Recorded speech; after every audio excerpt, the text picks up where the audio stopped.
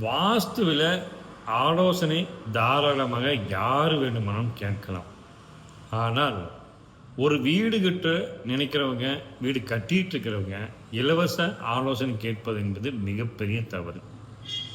ஒரு வாடகை வீட்டில் இருக்கிறாங்க, ஒரு பெரிய சிரமத்துக்கு ஆளாயிருக்கிறாங்க, அவங்க தாராளமாக ஆலோசனை கேட்டு வேறொரு வாடகை வீட்டுக்கு போகிறதுக்கு என்னென்னமெல்லாம் தேவை அப்படிங்கிறது தாராளமாக இலவசமாக கேட்டு தெரிந்து கொள்ளலாம். அதில் எந்த வித தவறும் இல்லை.